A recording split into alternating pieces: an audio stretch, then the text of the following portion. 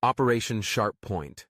In 1994, as the humanitarian crisis in Rwanda reached catastrophic levels following the genocide of nearly 1 million people, the world grappled with a collective sense of failure. The international community had been slow to respond, and when the United Nations finally attempted to stabilize the situation, it became clear that logistical and medical support would be needed, quickly and efficiently.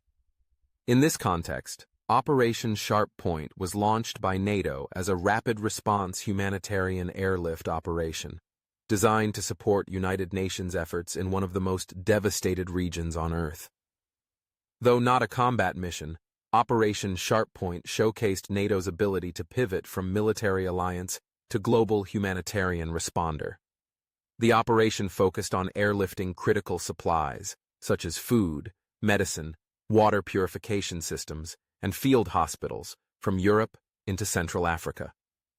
The logistical network involved dozens of flights from various NATO countries, using transport aircraft like the C-130 Hercules and C-141 Starlifter to deliver cargo into staging areas close to the Rwandan border, primarily in Uganda and the Democratic Republic of Congo, then Zaire. NATO's involvement was significant for several reasons.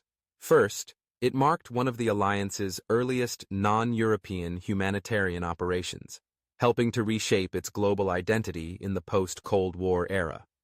Second, it demonstrated that even in the most politically delicate situations, NATO could operate in a purely supportive, non-combat role, without deploying troops into conflict zones, but rather supporting agencies like the UNHCR, the World Food Program, and the Red Cross. Operation Sharp Point wasn't just about moving supplies, it was about saving time.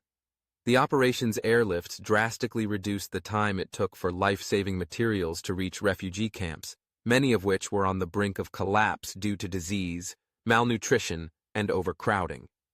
NATO forces also helped coordinate on-the-ground logistics, ensuring that pallets were offloaded efficiently, distributed fairly, and protected in volatile regions often plagued by militia activity. The operation also served as a test bed for civil-military coordination. For the first time, NATO planners were working hand-in-hand with humanitarian actors in real time. Lessons learned from Sharp Point helped shape future missions in Kosovo, Afghanistan, and the Middle East, where coordination with NGOs and international institutions would become essential to success. Though Operation Sharp Point lasted only a few months, its legacy was lasting. It proved that NATO could be agile, benevolent, and fast when the world needed more than just firepower. It showed that in the face of unimaginable human suffering, even a military alliance built for defense could become an instrument of hope.